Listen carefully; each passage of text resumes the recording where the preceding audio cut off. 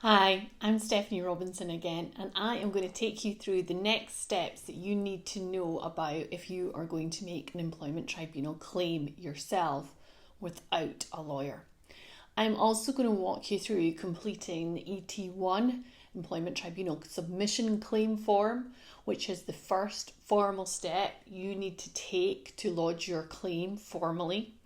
However, before we do that, there are a few steps that you need to know about to get to that stage first. So I'm going to take you through that process as well as the ET1 form in this video. I've helped lots of people take the necessary steps in going through with making an employment tribunal claim. And to date, just 3 students in the last couple of months who have followed my advice and training plans have got over £40,000 worth of compensation. One student got their initial offer increased from £7,000 up to £20,000, and I'm just delighted for them. And it was just through following some basic advice and the approach that I advocate in terms of moving forward with an employment tribunal claim. You do not need a lawyer and you do not need to spend thousands of pounds. You do need some tenacity, some basic knowledge, and a great teacher. But I would say that. So I'm going to break down for you now the 3 steps that you need in terms of making the claim process and the preparation and documentation which is required. And then we'll go into some overviews of the employment tribunal hearings, which I hope you only need to watch if you get that far and you don't beforehand get an opportunity to settle any employment tribunal claim, which is really the strategy and my point that I advocate. So the key things you need to know about making a claim are, number 1, the timescales. You have 3 months less a day to make a claim. I try to make that easy and say 89 days. I'm not quite sure why it's 3 months less a day, but there you go. So you need to count from your termination date, which is either the day you left employment or the day you had a letter which formally terminated your employment. And if you got formal communication a few days after that date, then that would be the date that you count from, the date you were fired perhaps, or the date that you were finally made redundant. Not the last day of your notice. So don't get confused there. And don't get confused if you have been made redundant and you think you have 6 months to make a claim. You don't. You have 6 months for an unfair dismissal due to you have 3 months for unfair dismissal due to redundancy, and you only have 6 months to make a claim for the redundancy pay element. So an unfair dismissal claim for redundancy is 3 months, those 89 days. So please write 89 days in the comments below if you're following with me and I've not totally botched that explanation up. You have got 89 days, 3 months less a day to make an early conciliation at least claim. So provided you're in time, first things first, you need to submit that early conciliation claim, and that will stop the clock. If you're interested, I have a course that shows you how to use early conciliation to your advantage to strategically get a settlement package at and around this point, as I do believe it's worth taking a strategic route that gives you some money now and potentially lets you move on so you can avoid the time, the emotional distress, the hours of searching online, of the next steps of the tribunal process, which aren't pretty or easy. So if you think you could take some money and move on, definitely investigate this course, as that's how the folks I mentioned earlier did get that compensation and avoid the litigation element. However, if you choose not to, and that's absolutely fine, and you do early conciliation, it closes with no deal on the table. You want to prepare yourself to go forward to employment tribunal. Your ACAS advisor or conciliator should issue you with a certificate. And this certificate is essential for you to make that ET1 claim. It's essential because you need it for the ET1 form claim submission, which I'm going to talk you through. You need that reference number that's on the early conciliation certificate that's issued to you from the ACAS conciliator when you put your ET1 form forward for the employment tribunal. Normally, you can't proceed to an employment tribunal without an early conciliation process happening. There are some exceptions, and you will see that in the ET1 form, but I would aim to go to early conciliation in most instances. The next step is to complete the ET1 form application. So just to make you aware, when you start early conciliation, the clock stops until you get that certificate. Normally for the maximum time is 6 weeks at the time of filming. It was 4 weeks previous, but it's been moved to 6.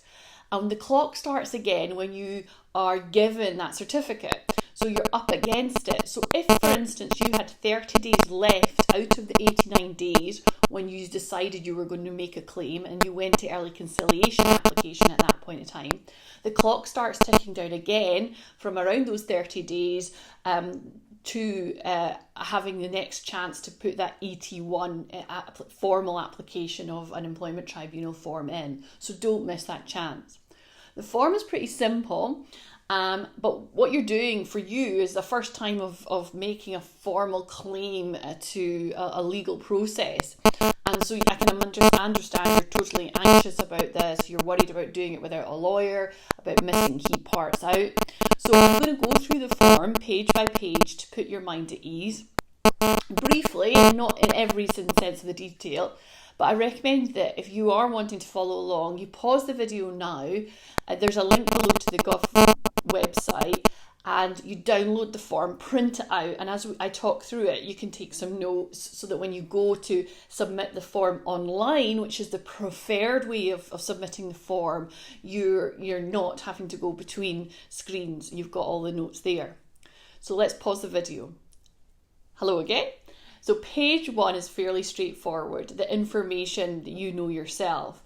Page 2 is the respondent's information. So the respondent is your employer. The respondent is a derivative of the word response, clearly. So the employment tribunal wants to hear your ex-employer's response or explanations in the same way that you're the claimant making a claim for bad treatment. So hopefully that helps you out. Respondent is your ex-employer. Page 2, you'll see that this is also where you can put the early conciliation certificate number that I mentioned earlier. You'll notice that there's boxes for more than one respondent. Now this is for more organisations or persons, people specifically, that you want to make this claim against.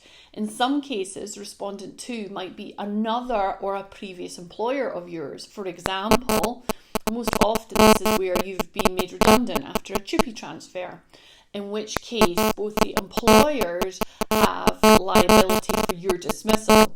So think of it in a different way. Your employer, your original employer, sold their business to someone else. You TUPE'd across and then you were made redundant. Now, it might be that that original employer knew that they were going to make you redundant as a result of that sale. And so that's why the legislation affords you to make a claim against those 2 respondents. Or it could actually be a private person. And this is more common in kind of sex discrimination, where somebody wants to sue or make a claim against somebody independently. I think the next page is pretty simple because all you're doing is putting in your notice and the days that you start. This should all be in your contract of employment. If you left your employment for more than a month, then the start date would be the latest date that you started back at your new employment. If you're an agency employee, a fixed term or a temporary contract existed before you were made permanent, then put that start date, the original day that you started with that employer, not the day that you were made permanent, because your continuity of service, unless you've had a long brief and time where you've not been employed by them, then that would be the later date. But go for the earlier date where there's no break in employment and let that employer argue it out in court if need be. Section 8, page 6 of the form asks you to state what kind of employment tribunal claims you are making, and you can tick multiple boxes here. The claims are listed in boxes and you would tick them. Most common claims are obviously for unfair dismissal and discrimination, but constructive dismissal are also common. Constructive dismissal, just for clarity, is where you've been forced to resign because of the behaviour of your ex-employer. And normally, if it's constructive dismissal, you don't work your notice or receive any notice pay in these cases because you've the breach of trust is such that you've had to walk out. The other claim is unfair deductions of wages, where you've not been paid what is owed to you. And you'll notice that there are a few boxes of these types of pay claims to tick. There's also a box for making another claim, another type of claim, and this could be breach of contract, for example, where your employer has not followed their contractual obligations. And this might be for a bonus payment that is normally paid to you through custom and practice, or where your company car or benefits have been withdrawn, for example. Maybe your contractual holiday entitlement has been reduced unilaterally by the company itself without your consent. And this box could also be used where you're asserting your statutory rights not to be dismissed, because previously you asserted a statutory right but had less than 2 years service. So, for example, what am I whittering on about? You have less than 2 years service, you just started a new job, and you said, well, can I have a break? I've worked for 6 hours and I'm entitled to a 20-minute break. And next minute you're sacked. And this is where you're not covered by unfair dismissal legislation because you don't have the requisite 2-year service, but because you've asserted what we call a statutory right, you would be entitled to getting this payment. And therefore, if they sack you on that basis, then it would be unfair dismissal. So if you're with me and that makes sense, please say statutory right in the comments below, or no if not, and if it's a no, I'll make a new video. Section 8.2, I'm moving quite quickly. This is where you are writing out all of your evidence, and I'm just going to stop a minute there. So the key thing here is that 8.2 is all about your claim. And I would say that it's best to write all the events out as a timeline. Start from the earliest incident of your employment dispute, for instance. So your first request, which might have landed badly, for instance, up right until the time before you were dismissed. Some people could be, listing years back. Do it. If you think, for instance, your redundancy might have actually been more than related to something that happened prior to the redundancy, maybe 6 months prior to the redundancy announcement, make sure you go back that far and detail what happened at that time. So let's imagine you asked on your return from maternity leave to go part-time and you were refused. And so you raised a grievance because you actually believe your boss didn't thoroughly and properly consider your request, and they were actually overruled. And then little subtle things happened after that. Small acts of victimization, for instance. For example, not being invited to the staff WhatsApp chat, or a night out, or your desk being moved across into the corner because you're only now part-time. And then bringing that up to the present day, perhaps, make it clear how others were treated in the redundancy scenario, any language that was used to indicate the unfairness and the kind of holding of that grievance that you had against you.